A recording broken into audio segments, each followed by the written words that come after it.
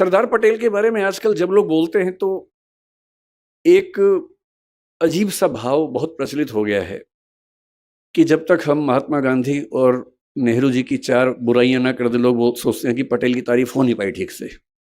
मेरा मानना है कि एक बहुत बड़ी लड़ाई एक व्यक्ति नहीं लड़ता है, एक टीम लड़ती है। और टीम में हर व्यक्ति का अपना चरित्र होता है, अपना व्यक्तित्व होता है, अपनी भूमिका होती है। हम ये नहीं कह सकते कि एक ही व्यक्ति पर्याप्त था, बाकी सब यूं ही थे, ऐसा नहीं। सबकी अपनी अपनी महत्ता थी, अपनी भूमिका थी।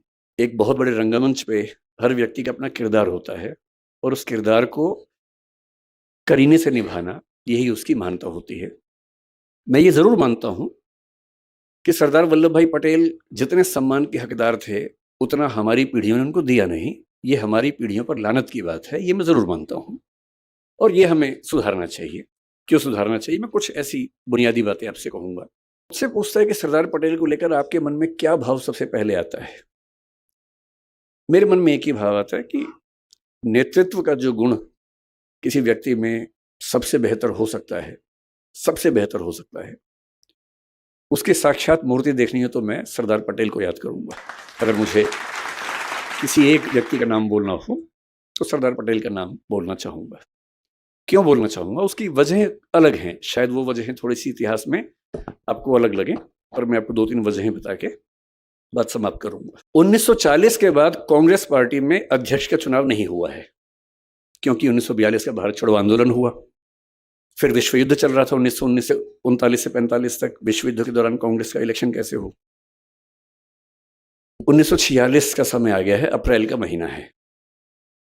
विश्व युद्ध के बाद परिस्थितियां स्पष्ट हैं कि अंग्रेज भारत छोड़ने की तैयारी कर रहे हैं, छोड़ेंगे ही छोड़ेंगे।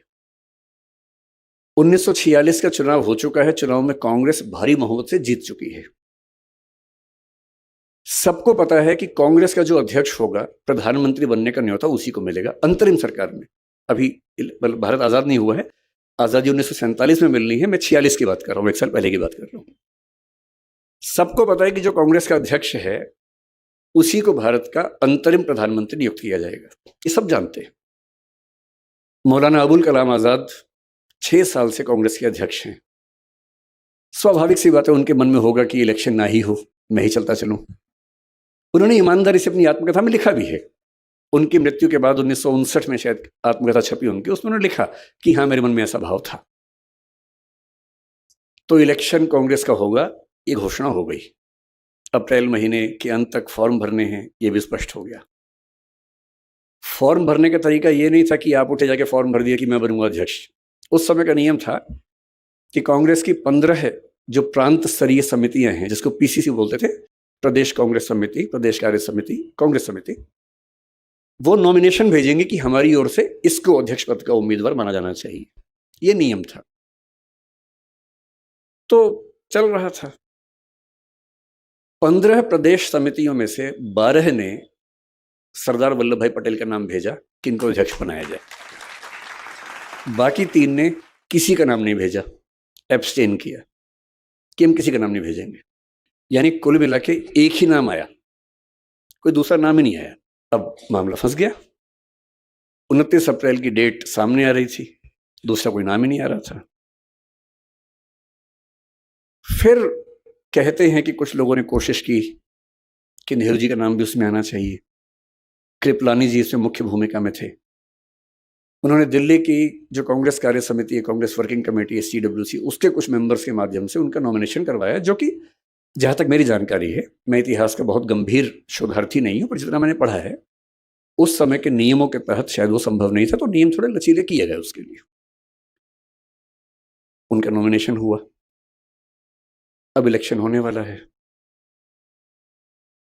पूरी कांग्रेस की सारी समितियां पटेल के नाम पर एकमत हैं और यह तय है कि जो अध्यक्ष बना वो कुछ महीने बाद भारत का प्रधानमंत्री होने वाला है। और तब पटेल महात्मा गांधी के पास पहुंचे। उन्होंने कहा कि बापू, ऐसी ऐसी स्थिति है, आप क्या कहते हैं? क्या क्या सोचा होगा मुझे नहीं पता, पर मुझे महात्मा गांधी की नीयत पर शक नहीं होता है। महात्मा गांधी ने कहा कि तुम इलेक्शन मत लड़ो। मैं फिर सोचता हूं कि अगर बापू राम ना होते, मतलब पटेल राम ना होते और कहते कि बापू इलेक्शन तो मैं लड़ूंगा, और देख लेते हैं क्या होता है, ऐसा भी क्या है। मेरा मानना है कि उस समय कांग्रेस में कोई माई का लाल उनको हरा नहीं सकता था, कोई माई का लाल उनको हरा दे इलेक्शन में, यह संभव नहीं था। और ये 1946 के बाद नहीं है, 1950 में उनकी मृत्यु हुई आज ही के दिन, उसके 2 महीने पहले कांग्रेस के अध्यक्ष का चुनाव हुआ, उसमें भी वही अध्यक्ष बना जिसको पटेल चाहते थे, पुरुषोत्तम दास टंडन, न कि कृपलानी साहब। वो इलेक्शन बहुत रोचक था। नेहरू जी प्रधानमंत्री थे, पटेल उप प्रधानमंत्री और होम मिनिस्टर थे, और 1950 में कांग्रेस का चुनाव दुनिया भर के मीडिया में चल रहा था कि ये प्रधानमंत्री और उप प्रधानमंत्री के बीच का झगड़ा है। ये इस वर्चस्व का झगड़ा है कि कांग्रेस पार्टी में किसकी चलती है, किसको लोग ज्यादा सम्मान देते हैं, किसको लोग ज्यादा मानते हैं। और जीते कौन? पुरुषोत्तम दास टंडन, जिनको पटेल जी का समर्थन हासिल था। मैं ये कहना चाह रहा हूं, मेरा उद्देश्य नेहरू जी को नीचा दिखाने का बिल्कुल नहीं, मेरा उद्देश्य ये बताना है कि कांग्रेस संगठन पर उनकी पकड़ कैसी थी, और वो अपनी मृत्यु के 1 दिन पहले तक की बात कर रहा हूं मैं। यदि वो उस समय कह देते कि मैं तो चुनाव लड़ूंगा, मेरे शब्दों पर गौर मत कीजिएगा, शब्द कड़वे लग सकते हैं, लेकिन उस समय इस देश के किसी नेता में इतनी हिम्मत नहीं थी कि उनको रोक पाता। पर बापू ने कहा कि मत लड़ो, उन्होंने 1 सेकंड भी नहीं लगाया और पीछे हट गए। बापू आपने कहा है कि मैं पीछे हट जाऊं, कोई वजह रही होगी, हो सकता है ये वजह रही हो कि मैं 72 साल का हूं, आप 76 साल 77 साल के हैं, और नेहरू जी अभी 56 साल के हैं। हो सकता है आपके मन में ये हो कि कम से कम जो प्रधानमंत्री बने 10-15 साल कंटिन्यू कर सके। हो सकता है आपके मन में ये हो कि दुनिया भर के देशों में उनकी पहचान ज्यादा है। हो सकता है आपके मन में ये हो कि उनकी छवि लिबरल है, तो अल्पसंख्यक इनको देश में लेके चलना, भरोसा पैदा करना ठीक होगा। जो भी वजह रही हो, मुझे स्वीकार न करने की जो भी वजह रही हो, पर मैं तो टीम प्लेयर हूं, और टीम के कैप्टन ने अगर कह दिया है कि बैटिंग पे नहीं जाना है तो नहीं जाना है, सिंपल सी बात है। और इसलिए मुझे लगता है कि सबसे बड़ा खिलाड़ी वो है जो कप्तान की बात को, टीम के लक्ष्य को ध्यान रख के बड़ी से बड़ी बात को चुपचाप मान ले। 99 रन पे खेलते हुए कैप्टन अगर कह दे डिक्लेयर कर दो, तो पूछे नहीं कि 1 रन बनाने में क्या दिक्कत थी, डिक्लेयर कर दे। क्योंकि हमेशा ध्यान रखना है कि मेरे लक्ष्य से बड़ा देश का लक्ष्य है, पार्टी का लक्ष्य है। और मैं ये बात पुरजोर तरीके से कहना चाहता हूं कि इस देश में जितना बड़ा त्याग पटेल ने किया, उतना बड़ा त्याग शायद किसी ने नहीं किया। मतलब महात्मा गांधी तो उस रेस में थे ही नहीं, लेकिन जो लोग मंत्री बनने की प्रक्रिया में शामिल थे, अगर मैं उनकी बात करूं, भाई जिसके सामने थाली सजा के प्रधानमंत्री का पद रखा हो, और उनको ये अच्छे से पता था कि 1946 चल रहा है, संविधान बनते बनते 3-4-5 साल लगी जाएंगे, 1951-52 में पहली बार इलेक्शंस होंगे, पहला पीएम बनेगा, और तब मेरी उम्र अगर मैं रहा तो 77 के आसपास होगी, और 77 की उम्र में प्रधानमंत्री बनूंगा, इस इरादे से कोई चलता नहीं है। कम से कम यही नियति को शायद मंजूर भी था कि वो 75 के आसपास की उम्र में 1950 में दिसंबर महीने में उनकी मृत्यु हुई। और उनकी मृत्यु के 1 साल और कुछ महीनों के बाद इस देश के पहले चुनाव हुए। और इससे भी बड़ी बात क्या है, महात्मा गांधी थे, महात्मा गांधी ने कहा कि भाई देखो मैं कह रहा हूं पीछे हट जाओ, हट गए पीछे। गांधी जी 1948 की जनवरी में इस दुनिया से चले गए थे। जिन गांधी जी के वचन का सम्मान था वो तो नहीं है। और पटेल 1950 के दिसंबर में गए, 22 महीने थे। और यदि वो उस समय ठान लेते कि अब तो गांधी जी हैं ही नहीं, अब कौन रोकेगा। पर वही बात है कि वचन दिया है तो दिया है, निभाना है तो निभाना है। और इसलिए किसी बड़े व्यक्ति की पहचान इससे नहीं होती कि उसने खेड़ा सत्याग्रह किया, बारडोली सत्याग्रह किया, वो तो किया, बड़ी बात है। पर सीखने की असली बात होती है चरित्र, किरदार, कि उस व्यक्ति के अंदर ऐसा क्या था। और पूरे स्वाधीनता संग्राम में शायद इतना बड़ा दिल, इतना बड़ा जिगर मुझे नहीं लगता किसी और के पास रहा होगा। ये उनकी पहली पहचान है। बहुत ताकत चाहिए ऐसा होने के लिए। अब ऐसे व्यक्तित्व से जुड़ा व्यक्ति जब स्वाधीनता संग्राम में उतरेगा तो सीधी सी बात है, वो छोटे कद का तो नहीं होगा। जो इंग्लैंड से पढ़ के आया हो, जिसको सिगार पीना भी आता हो, और जिसको शाम के समय अंग्रेजों की संगत में होकर कोट पैंट पहन के सिगार पीने और अंग्रेजी बोलने का लहजा भी आता हो, और उसी को अगली सुबह बारडोली के किसानों के साथ आप बैठे हुए देखें, बैलगाड़ी में धोती पहने हुए, एकदम गांव के आदमी की तरह, तो आपको समझ में आता है कि एक व्यक्ति के कितने रूप, कितने चेहरे हो सकते हैं। वो बड़ी बातें तो दुनिया जानती है, लेकिन जो बातें किसी के किरदार को बनाती हैं, असली बातें तो वो हैं। और 1947 में वो घड़ी आती है जो भारत के आज तक के इतिहास का सबसे मुश्किल समय है।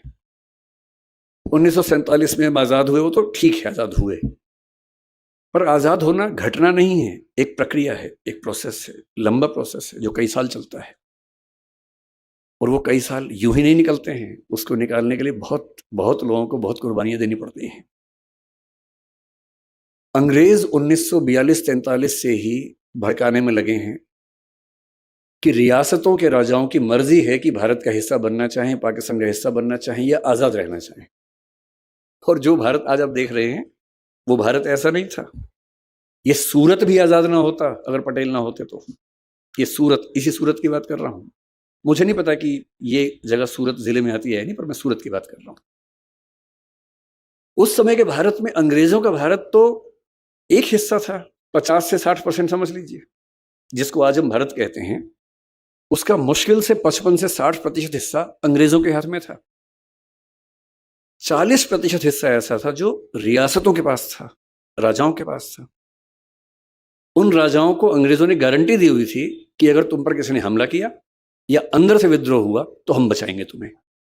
इसे बोलते प्रोटेक्टरेट, कि तुम हमारे प्रोटेक्टरेट हो, हम तुम्हें बचाएंगे, लेकिन राजा तुम रहोगे, सुरक्षा हम देंगे, इसके बदले हमें इतना पैसा देते रहो तो हम तुम्हें परेशान नहीं करेंगे। और अब अंग्रेज कह रहे हैं कि हम तो छोड़ देंगे, रियासतों का रियासतें खुद जाने। और रियासतों में से कई रियासतें मन बना चुकी हैं कि हम तो भारत का हिस्सा नहीं बनेंगे भाई। कुछ भारत के भूगोल में होके कह रहे हैं कि पाकिस्तान का हिस्सा बनेंगे। जूनागढ़ आपका पड़ोस का, हैदराबाद सबसे बड़ी रियासत, जिसके कुछ हिस्से आजकल तमिलनाडु में है, कुछ हिस्से तेलंगाना में है, कुछ हिस्से कर्नाटक में है, कुछ महाराष्ट्र में है। इतनी बड़ी रियासत थी, देश की सबसे बड़ी रियासत। उसका निजाम कह रहा है कि हम तो आज़ाद रहेंगे क्योंकि पाकिस्तान ने उसे सपोर्ट किया कि हम साथ देंगे तुम्हारा। उधर कश्मीर तो बॉर्डर पे है, फिर भी एक संभावना बनती थी कि पाकिस्तान का हिस्सा बनेगा, भारत का बनेगा। पर हैदराबाद कैसे सोच सकता था? 562 के आसपास रियासतें हैं। उधर जितने राजा उतने शौक, उन सबको मनाना है। नेहरू जी और पटेल जी की तुलना मैं करने से बचता हूं, लेकिन नेहरू जी के आदर्श बड़े सुंदर हैं, पर यथार्थ की जमीन पर कैसे मैनेज करना है उस मामले में पटेल का कोई मुकाबला नहीं था, कोई मुकाबला नहीं था। और महात्मा गांधी ने खुद कहा है कि यह काम इस देश में एक ही इंसान कर सकता था, और वो थे सरदार वल्लभ भाई पटेल, कोई और कर नहीं सकता था। और इसलिए 1947 में एक मंत्रालय बनाया गया जिसको स्टेट, मतलब रियासती मंत्रालय हिंदी में बोल देते हैं। वो एक एडिशनल मिनिस्ट्री दी गई पटेल को, वीपी मेनन उससे सचिव बने, सेक्रेटरी बने। और इनका काम क्या था? भारत को एक करना है।